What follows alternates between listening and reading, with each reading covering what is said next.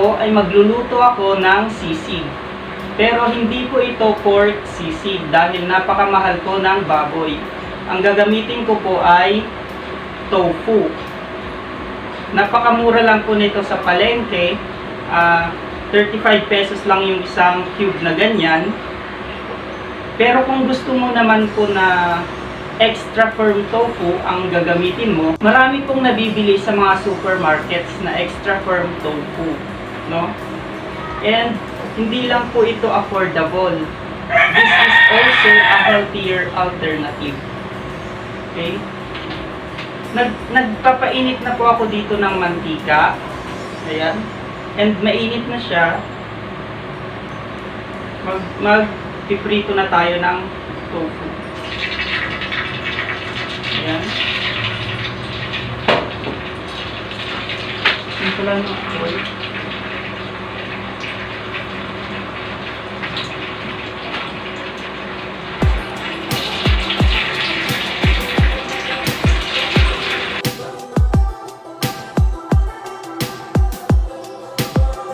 Habang inaantay po natin yan, tuloy na natin itong pag-iiwan natin.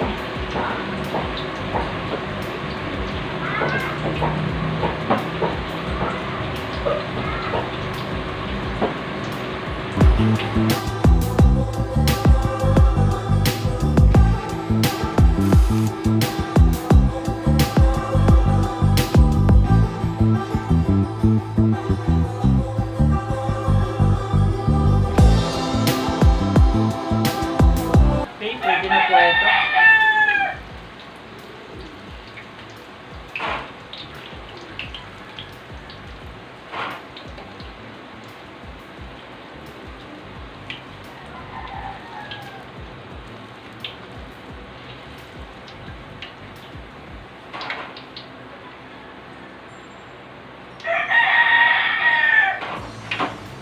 Yan, nag-gloves na po ako dahil ayoko na maghugas ng kamay.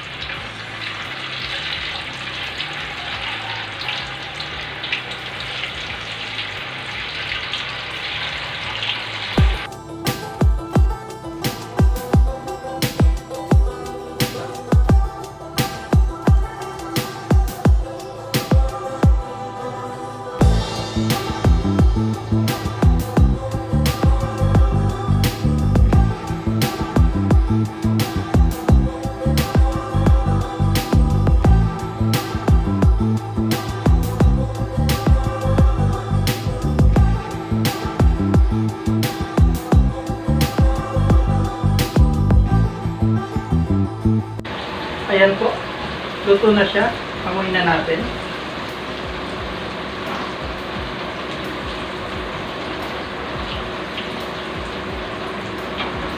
Naan lang natin ng konti yung apo.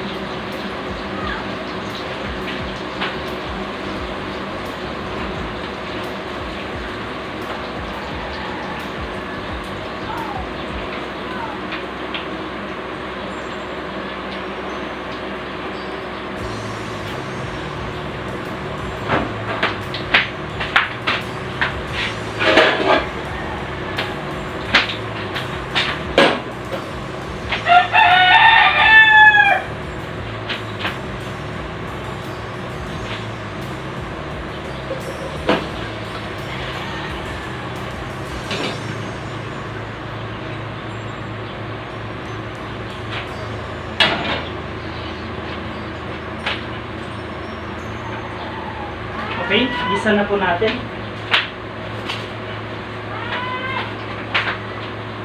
This is butter. And you can use margarine kung yun ang gusto po ninyo. Ilagay lahat.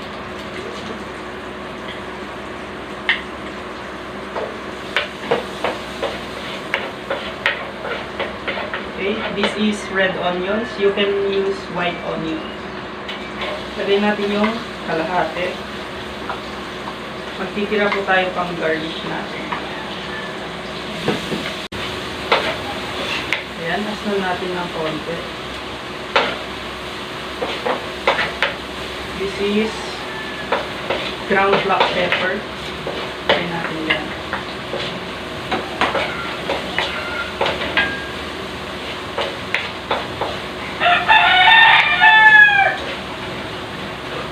chillies, long green chillies, and red Thai chili. Yan, magtitira din tayo ng konti. Pang papaibabaw po natin mga.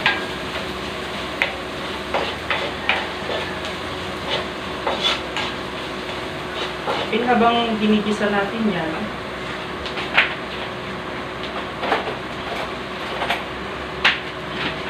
this is mayonnaise, oyster sauce,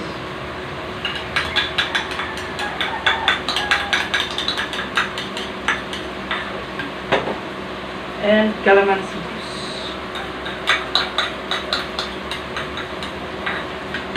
Yan, mix lang po natin.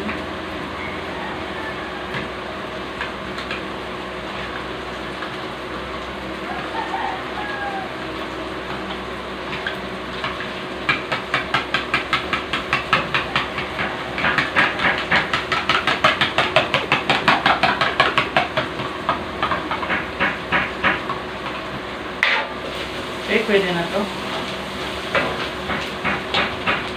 Lagyan natin yung tofu.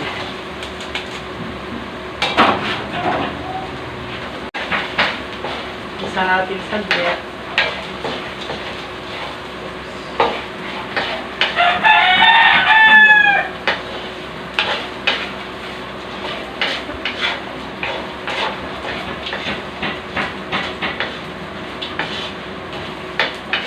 And then, mix na natin.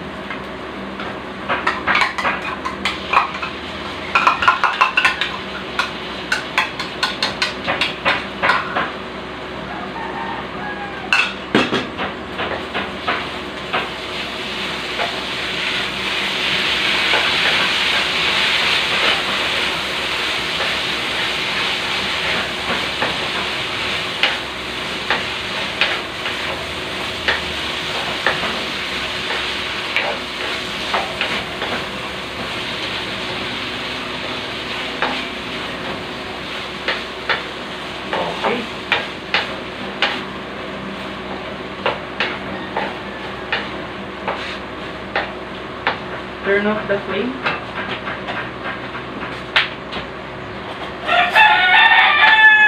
Tikman po natin.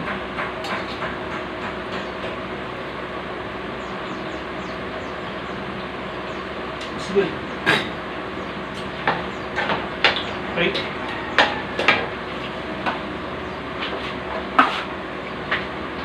Now, let's prepare the sizzling plate.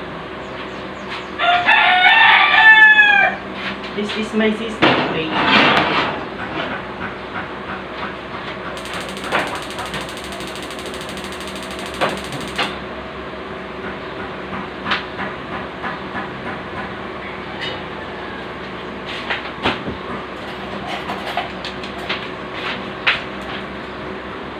This is the butter, yung natira.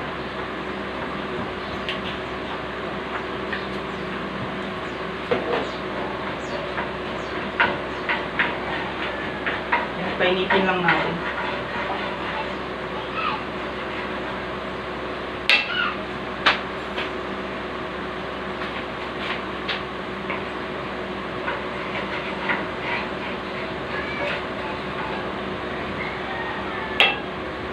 Ayan.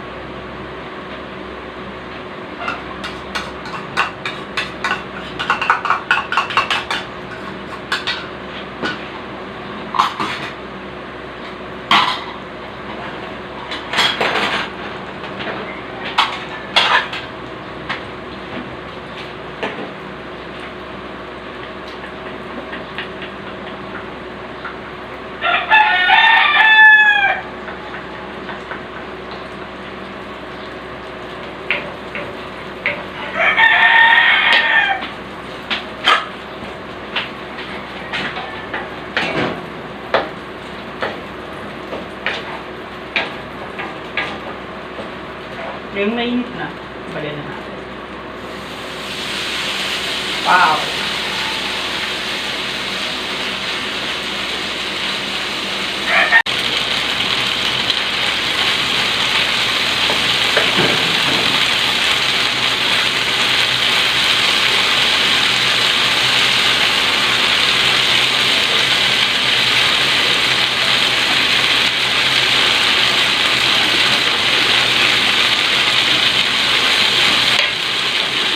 the flame and lagyan natin ng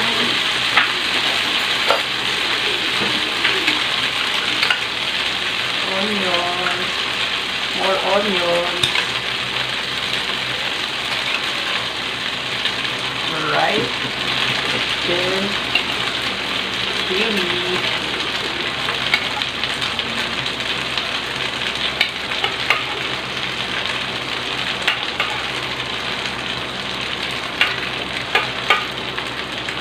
Okay.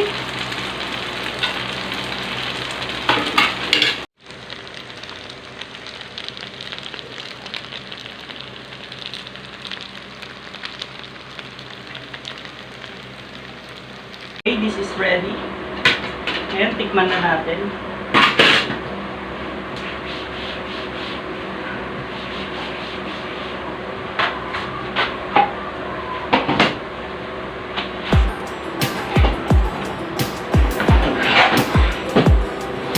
Right?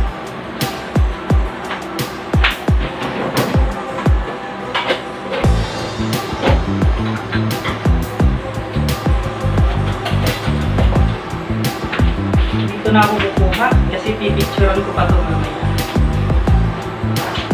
Let's try! Wow!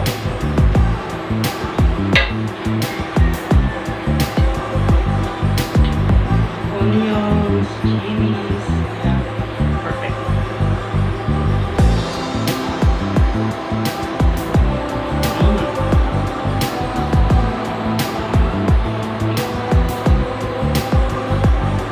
Sarap.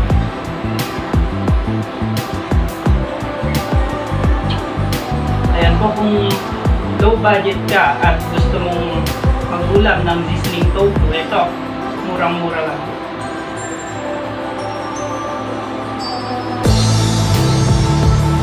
Bye-bye.